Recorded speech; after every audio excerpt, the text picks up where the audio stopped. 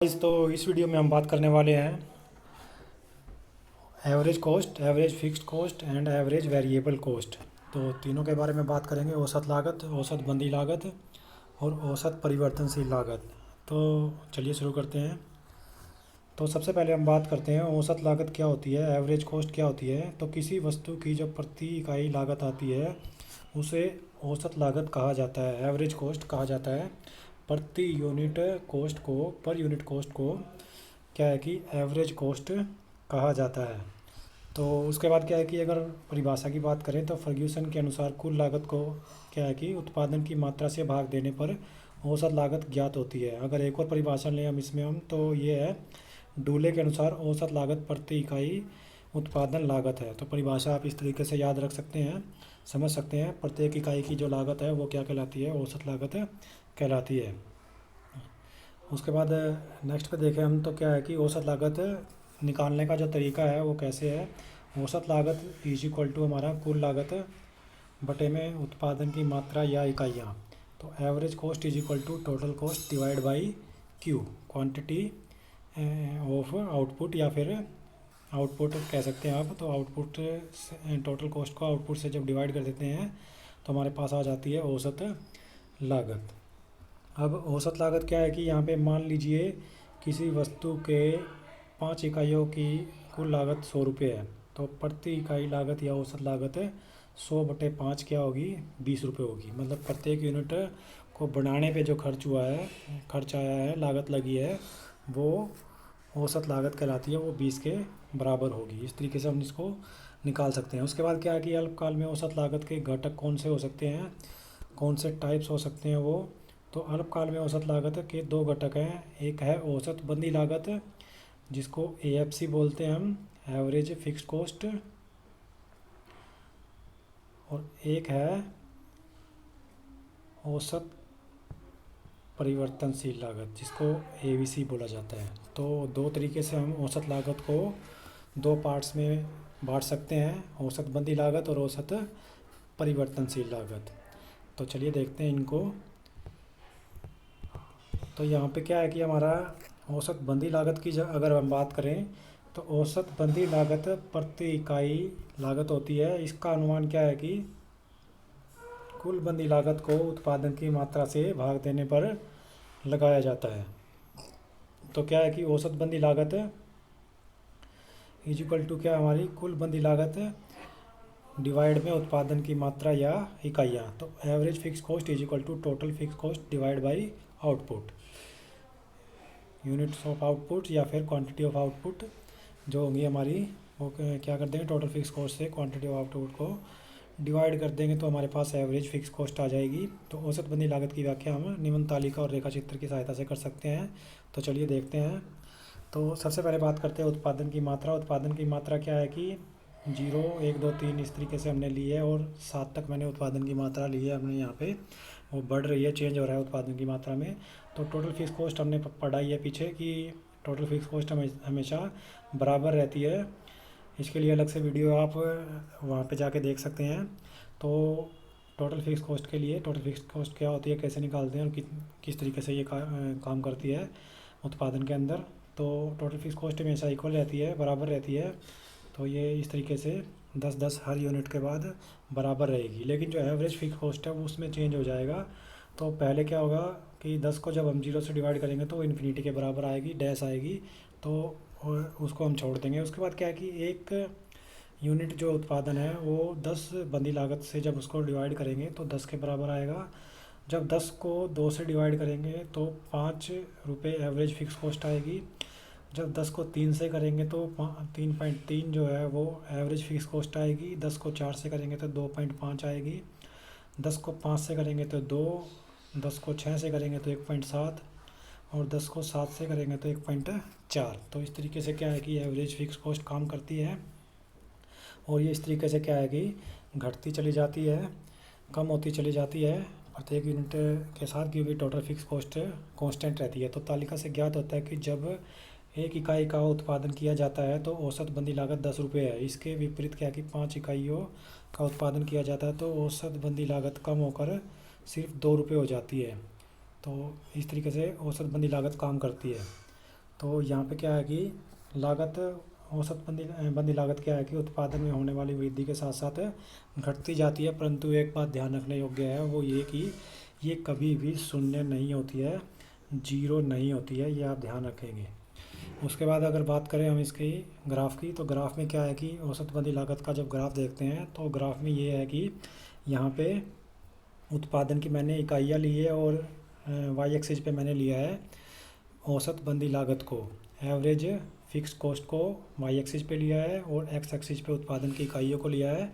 तो जैसे जैसे उत्पादन की इकाइयाँ 1 2 3 इस तरीके से बढ़ रही हैं, तो वैसे वैसे क्या है कि जो औसत बंदी लागत है वो इस तरीके से क्या है कि घटती हुई इस तरीके से चलेगी और उसकी जो शेप आएगी वो ये बनेगी एवरेज फिक्स कॉस्ट। तो ग्राफ में इस तरीके से हम इसको दिखा सकते हैं। पहले ये पॉइंट आएगा एक से हम चले थे, तो पहले एक पे क्या आएगी हमारा 10 रुपये औसत बंदी लागत, उसके बाद कम होती हुई इस तरीके से लास्ट तक हमारी जो है नीचे आएगी। तो ग्राफ हमारा एवरेज फिक्स कॉस्ट का इस तरीके से बनेगा प्रत्येक यूनिट के साथ। 2 पे ये इस तरीके से, 3 पे, 4 पे, 5 पे इस तरीके से ये आगे बढ़ेगी और एवरेज फिक्स कॉस्ट का जब पॉइंट्स को मिलाएंगे तो ये हमारे पास एक ग्राफ आएगा इस शेप में। लेकिन ये एक बात ध्यान रखने योग्य है कि ये कभी भी जीरो नहीं होगी। तो औसत बंदी लागत कभी भी जीरो नहीं होती है, ये आप याद रखेंगे। उसके बाद बात करें आगे, तो रेखा चित्र में ओ एक्स पर उत्पादन और वाई एक्स पर औसत बंदी लागत को दर्शाई गई है। ए एफ सी क्या है कि रेखा बंदी लागत को प्रकट कर रही है।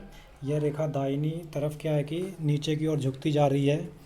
औसत बंदी लागत वक्र के नीचे की तरफ गिरने की प्रवृत्ति यह ओ एक्स को कहीं भी क्या है कि क्या करती है, कहीं भी मतलब क्या है, कहीं ना कहीं क्या है अवश्य स्पर्श करती है, और परंतु ऐसा संभव नहीं है कि ये ओ एक्स को कभी भी टच करे, क्योंकि अगर वहाँ पे ओ एक्स को अगर ये छूती है तो इसका मतलब क्या हो जाता है कि ये शून्य हो जाती है। तो ये पॉसिबल नहीं है। क्या है कि ए एफ सी वक्र कभी भी ओ एक्स को नहीं छूता है, क्योंकि कुल बंदी लागतें कभी भी शून्य नहीं होती है। इस वजह से औसत बंदी लागत निरंतर घटती जाती है, परंतु यह कभी भी शून्य नहीं होती है। एवरेज फिक्स कॉस्ट जो वक्र है, जो कर्व है, वो रेक्टेंगुलर हाइपरबोला के तरीके से बनता है। तो आप याद रखेंगे, क्वेश्चन छोटा पूछे जा सकता है एग्जाम के अंदर। तो एवरेज फिक्स कॉस्ट का जो कर्व होता है वो कैसा होता है, रेक्टेंगुलर हाइपरबोला के तरीके से होता है। और इससे अभिप्राय क्या है कि ए एफ सी वक्र के किसी भी बिंदु के मूल्य को यदि हम उत्पादन की मात्रा के साथ गुणा करें तो जो गुणनफल प्राप्त होगा ठीक उतना ही गुणनफल किसी अन्य बिंदु पर उसके मूल्य को उत्पादन की मात्रा से गुणा करने से प्राप्त होगा। तो इस कारण से जो उसका कर्व का जो शेप होती है वो होती है रेक्टेंगुलर हाइपरबोला। नेक्स्ट अगर हम बात करें तो औसत परिवर्तनशील लागत क्या होती है।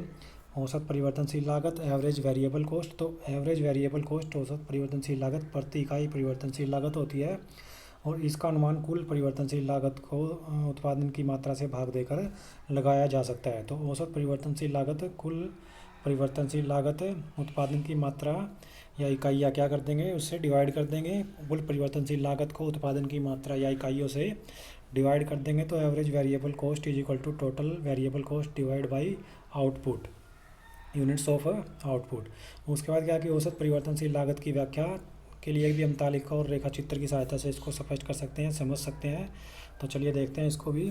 तो जब बात करते हैं हम उत्पादन की मात्रा, तो 0 1 2 3 4 5 6 इस तरीके से क्या है कि 8 तक मैंने ले लिया इसमें। तो इस तरीके से उत्पादन की मात्रा के अंदर चेंज हो रहा है, बढ़ रहा है उत्पादन, आउटपुट जो है वो बढ़ रहा है, इस तरीके से इंक्रीज हो रहा है। तो हमने पढ़ा भी है, समझा भी है कि टोटल वेरिएबल कॉस्ट जो होती है वो उतना ही चेंज, जैसे उत्पादन बढ़ता है उतना ही चेंज, उस तरीके से ही चेंज क्या है कि टोटल वेरिएबल कॉस्ट के अंदर आता रहता है।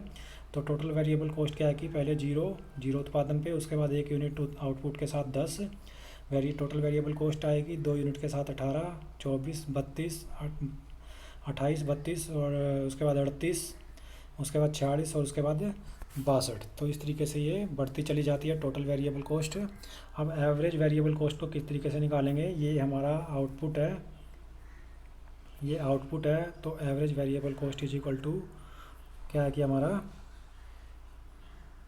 टी वी सी डिवाइड में क्या कर देंगे, आउटपुट कर देंगे। तो टी वी सी डिवाइड में आउटपुट कर देंगे। तो ये हमारा क्या आ जाएगा, एवरेज वेरिएबल कॉस्ट आ जाएगा। तो प्रत्येक इस तरीके से डिवाइड करते चलेंगे।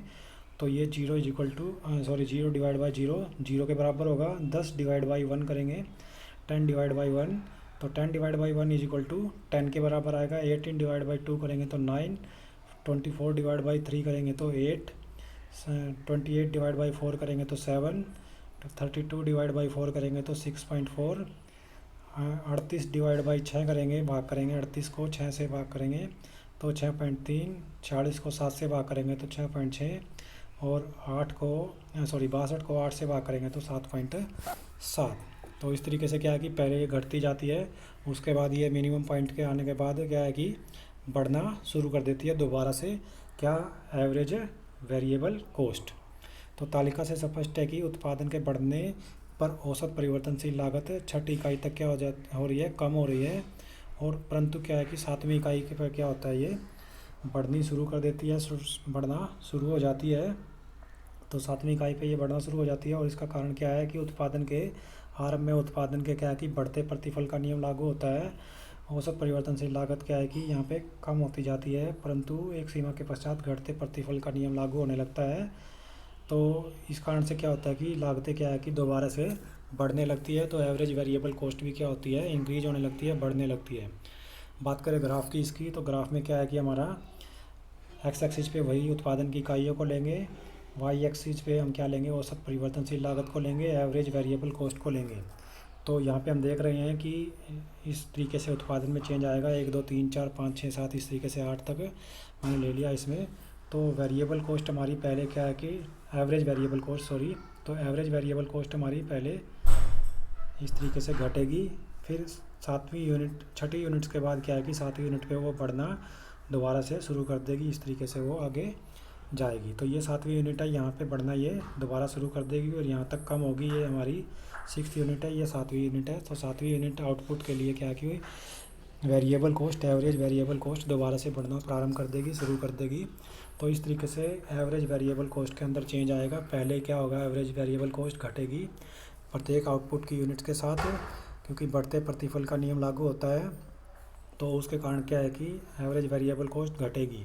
लेकिन जैसे ही क्या है कि घटते प्रतिफल का नियम लागू होता है, तो उसके डिक्रीजिंग रिटर्न टू स्केल होता है। तो डिक्रीजिंग रिटर्न टू स्केल के अंदर क्या है कि एवरेज वेरिएबल कॉस्ट दोबारा से बढ़ना प्रारंभ कर देती है। तो यहाँ 6ठी यूनिट्स के बाद क्या है कि यहाँ तक घटेगी, उसके बाद बढ़ना प्रारंभ कर देगी, और इस तरीके से क्या है कि एवरेज वेरिएबल कॉस्ट की शेप आएगी। तो ये एवरेज वेरिएबल कॉस्ट का जो है ग्राफ के तरीके से हम इसको समझ सकते हैं। बात करें क्या है कि आगे इसमें इसकी व्याख्या की, तो इसमें क्या है कि रेखा चित्र में क्या है कि एक्स एक्सिस पे मैंने बताया कि उत्पादन की मात्रा लिया है हमने, वो वाई एक्सिस पे हमने क्या लिया है, औसत परिवर्तनशील लागत ली है हमने। तो एवरेज वेरिएबल कॉस्ट क्या है कि वक्र की आकृति अंग्रेजी भाषा में यू अक्षर की तरह होती है। पहले यह वक्र क्या है कि 6 इकाइयों तक नीचे की ओर गिर रहा होता है, उसके बाद गिर रहा है।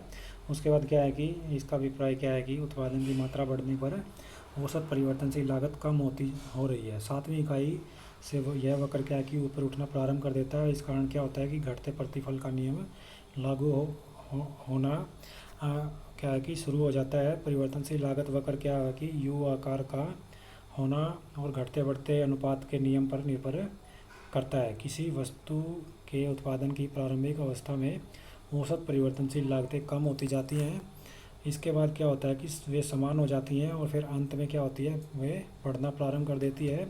तो इस वजह से क्या कि परिवर्तनशील लागतों का आकार यू आकार का होता है। तो ये था हमारा average variable cost, average variable cost and average fixed cost, तीनों को हमने डिफ़ाइन किया इसके अंदर। तो वीडियो को ज़्यादा से ज़्यादा लाइक कीजिए एंड शेयर कीजिए। और जो ये लास्ट में हम लाइन जो मैंने आपको दोबारा रिपीट कर देता हूँ, इस वजह से क्या है कि इन परिवर्तनशील लागतों का आकार यू आकार का हो जाता है। तो परिवर्तनशील लागतों का आकार यू आकार का क्यों होता है, ये मोस्ट इम्पोर्टेंट क्वेश्चन रहता है इकोनॉमिक्स के लिए। तो इसको हम अगले पार्ट के अंदर समझेंगे। तो वही वीडियो को ज़्यादा से ज़्यादा लाइक कीजिए, शेयर कीजिए और चैनल को सब्सक्राइब ज़रूर कीजिए। Thank you.